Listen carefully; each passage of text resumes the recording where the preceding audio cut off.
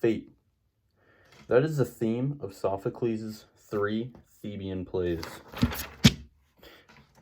Hello YouTube, I am Daniel, or the Professor, and today we'll be talking about one of my favorite ancient stories, which are the 3 Theban plays.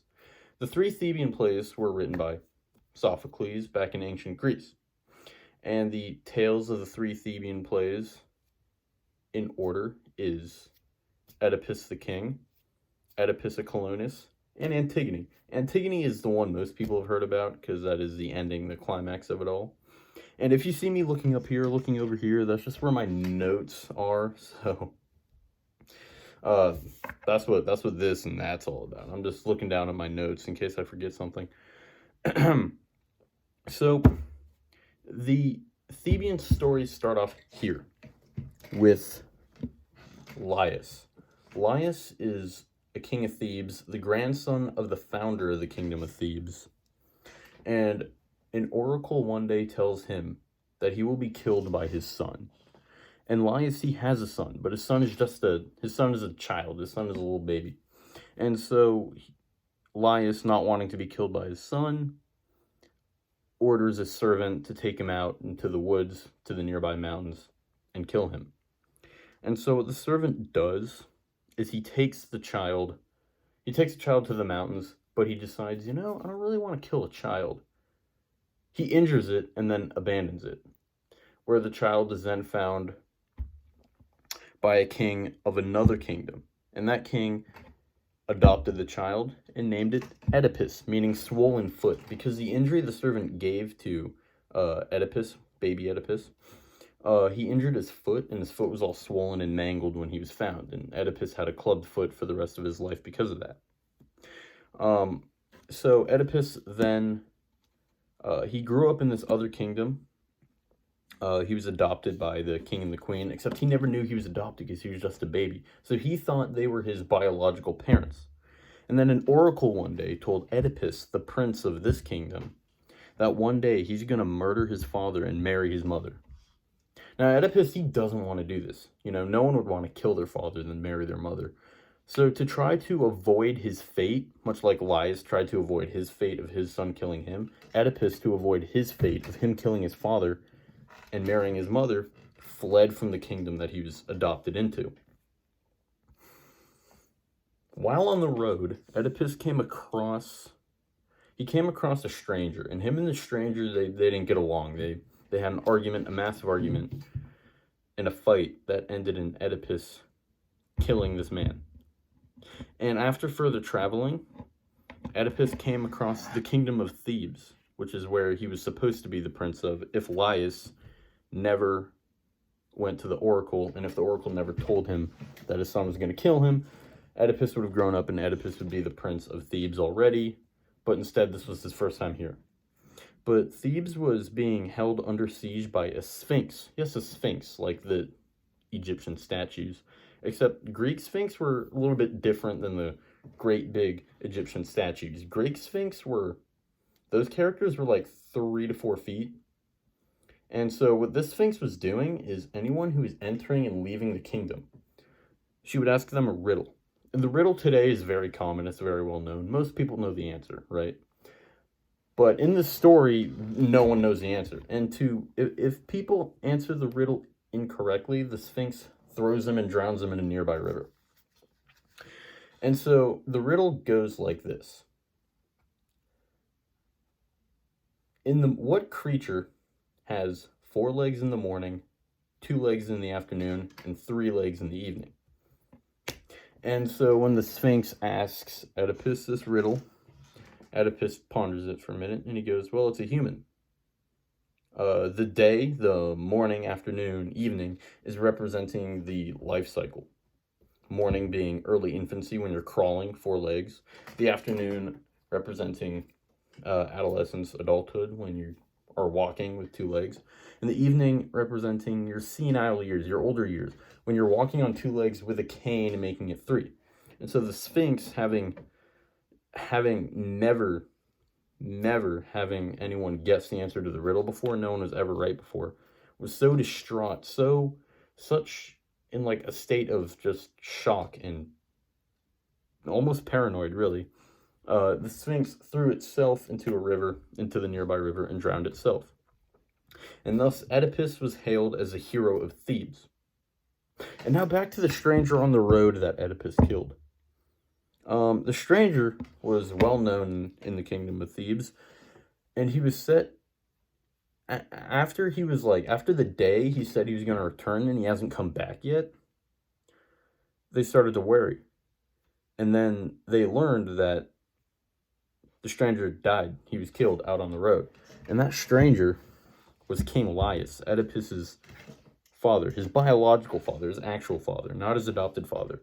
So Laius's fate was sealed when Oedipus killed him on the road. The oracle was right, the oracle was correct. Laius could not avoid his fate. And Oedipus could not avoid his, as he had just killed his father. Now, he didn't know, he thought his birth dad was in the other kingdom. He didn't know Laius was his birth dad. So to Oedipus, he was all fine. He was good, everything was dandy. And they gave him the current queen. The current queen, his mother, whose name was Jocasta. Jocasta was married to Laius, and their son was Oedipus, right? So he marries Jocasta, and then has 4 children with Jocasta, 2 sons and 2 daughters. The eldest of the 2 sons, his name is Polynices. The younger son, his name is Eteocles. And then the 2 daughters, the older one is Ismene, and the younger one is Antigone. And so, Oedipus, he was a great king. He was a great king to the kingdom of Thebes. He was great to the people of Thebes, and he was a fantastic king. But the kingdom of Thebes was struck with plagues, constant waves of plagues and diseases. And he's saying, well, I'm doing all I got. I'm doing all I can. I'm giving them all I got. I don't know what's going on. Why do we constantly have disease? And so Oedipus went to an oracle, and the oracle said, the king's murderer did not go unpunished. All these diseases are punishments from the gods, because the King Laius's murder did not go unpunished. And again, Oedipus didn't know that he was the one who killed the king. And then Oedipus set out to find who killed him. And he asked a blind prophet. He said, blind prophet, I'm trying to find who killed the king. And he's, asking for clues, asking for, which direction should I go, or do you have anything? Do you know anything? And the blind prophet just tells him to not look, because he won't, don't look for it. Just let what happens, because if you search, you won't like what you find. And so Oedipus kept looking. And then he found out that he was the one to kill the king. And then he remembered back to what the prophet told him in the other kingdom, that he was going to murder his father and marry his mother. And, Jocasta being his mom and him being, more grown. She was an older woman, and he's kind of started to put 2 and 2 together, and he realized that King Laius, the former king before him, was his father. And Jocasta is his mother, and he had married his mother and had 4 kids. And so, due to this, he gouged his own eyes out as punishment, and then went into exile. And that's it for Oedipus. We're done with Oedipus. He's now gone. As punishment, he gouged his own eyes out and sent himself into exile. And Jocasta, she then learned of this, and she hung herself. I don't know if she hung herself, actually. I don't know if she hung herself. She committed suicide. She ended her own life. That's what happened to Jocasta, and now we're done with Oedipus and Jocasta in this story. And Jocasta had a brother named Creon, who basically just stepped in as king, as a temporary king, like a placeholder king, right? Think of it as the president dying midterm, or 3 years into his term. And so then the vice president steps in, as a step-in president. Jocasta's brother Creon stepped in as a fill-in temporary king. And so what happened after that, then so the elder son, the next in line, Polynices, remember the 4 children, Polynices, Eteocles, Ismene, and Antigone. And so, Creon favored Eteocles, the younger son, second in line, after Polynices. Polynices, being the older brother, is first in line to the throne, then Eteocles. But Creon favored Eteocles. He'd give Eteocles whatever he want. He'd praise Eteocles on everything. And he basically told Eteocles, when I'm no longer king, you will step in for me, not Polynices, your older brother. And then Polynices found out about this, and he got pissed. Understandably, he got very angry. He was very angry at Creon. And so what happened was, Polynices basically said, you know what? I don't need this. I should be king, not Eteocles. I'm leaving. So he left. And so all the while, Creon is temporarily running Thebes while praising Eteocles, giving him whatever he wants, and Eteocles is next in line. And it's like, you know, some time passes by, some years pass by, and then Polynices returns to Thebes with an army. So it's the army of Thebes and Polynices' army, and then they crash, and war wages, right? So it's like, man, right when we get over these waves and waves and waves of plagues and diseases that strike us, we only have a little bit of time of just peace. And then all of a sudden war breaks out. We're at war. And so Polynices and Eteocles end up clashing. They end up clashing on the battlefield, and they fight each other one-on-one, Eteocles and Polynices. And they both end up injuring each other, and they both end up dying during the battle of their injuries. And thus, with Polynices dead, and now Eteocles dead, and there are only two females, and you know, females, they can't step in. They can't be next in line to the throne in ancient Greece. That's just unheard of. That's blasphemy.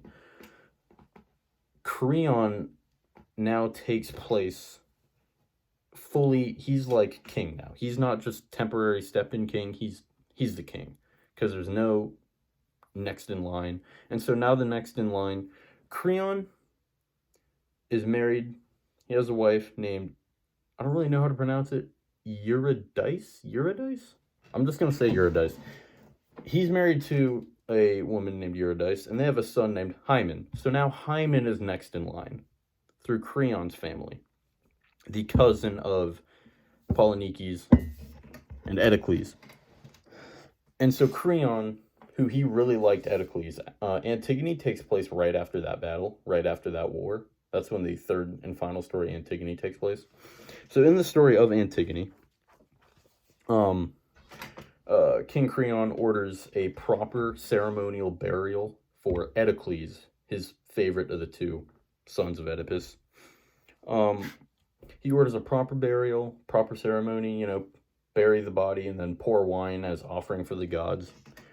But for Polynices, he says, you are not allowed to bury Polynices' body. He attacked our village. You can't bury it. It's against Greek law and can be punishable by death. The gods were not happy with this. The gods started to punish the kingdom of Thebes. It's like, come on, the people of Thebes didn't do anything. It's all Creon and divine intervention. And so Creon going against the gods, thinking he's above the gods. Oh, you can't bury this body. It's punishable by death. This did not sit well with Polynices' two sisters, Ismene and Antigone. But Ismene was going to follow the law. She was going to obey it. She wasn't going to do anything about it.